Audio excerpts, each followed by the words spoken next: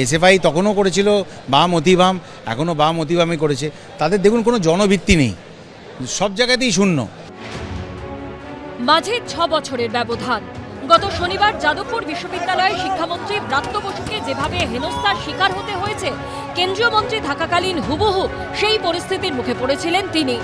যাদবপুর কাণ্ডে এবার বামপন্থীদের তীব্র আক্রমণ করলেন বাবুল সুপ্রিয়, যিনি তখন মোদী মন্ত্রিসভার সদস্য ছিলেন, আর এখন মমতা বন্দ্যোপাধ্যায়ের মন্ত্রিসভায় পর্যটন মন্ত্রী। এসএফআই বাম অতিবাম যাদের কোনো আদর্শ নেই, গুন্ডামি করেছে 34 বছর ধরে, তারা গুন্ডামি করেছে, আজও করছে। আমি সুজনবাবু সব উল্টোপাল্টা বকছেন, কি ওনার জনভিত্তি আছে বলুন তো? একটা কোথাও ভোটে জিততে পারেন উনি? কেন মানুষ ওনার কথা শুনবে? 2019 সালের 19শে সেপ্টেম্বর এবিভিপির একটি অনুষ্ঠানে যোগ দিতে যাদবপুর বিশ্ববিদ্যালয়ে গেছিলেন তৎকালীন কেন্দ্রীয় মন্ত্রী এবং বিজেপির সাংসদ বাবুল সুপ্রিয়।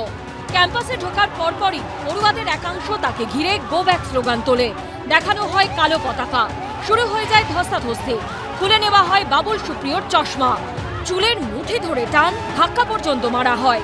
তৎকালীন রাজ্যপাল জগদীপ ধনকর পৌঁছেছিলেন বাবুল সুপ্রিয়কে উদ্ধার করতে।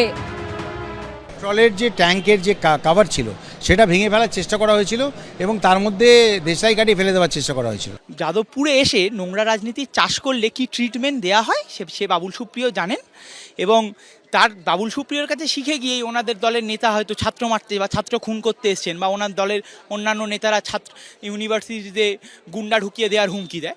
গুন্ডা ঢুকিয়ে দেওয়ার হুমকি ওনারা দিতে পারবেন? যাদবপুরের গণতান্ত্রিক পদ্ধতিতে তৃণমূল কখনো আসতে পারবে না, তাই এইভাবে গুন্ডাগিরির হুমকি ওদের দিতে হয়। সব মিলিয়ে শনিবারের ঘটনার পরিপ্রেক্ষিতে ঘুরে ফিরে আসছে 6 বছর আগের ঘটনা। অনির্বাণ বিশ্বাস, বিজেন্দ্র সিংহ ও বিটন চক্রবর্তীর রিপোর্ট, এবিপি আনন্দ।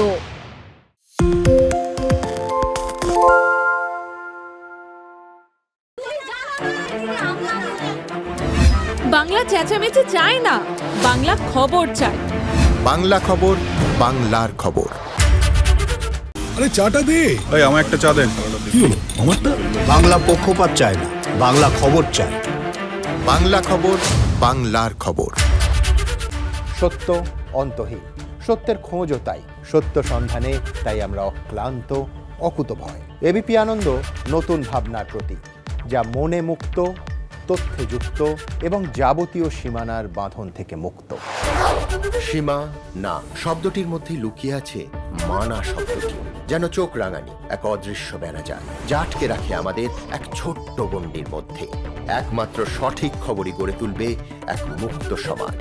সেই জগৎ গড়ার লক্ষ্যে কোনো সীমানার ঠুকুটি আমরা মানব না। এবিপি আনন্দ এগিয়ে থাকে, এগিয়ে রাখে।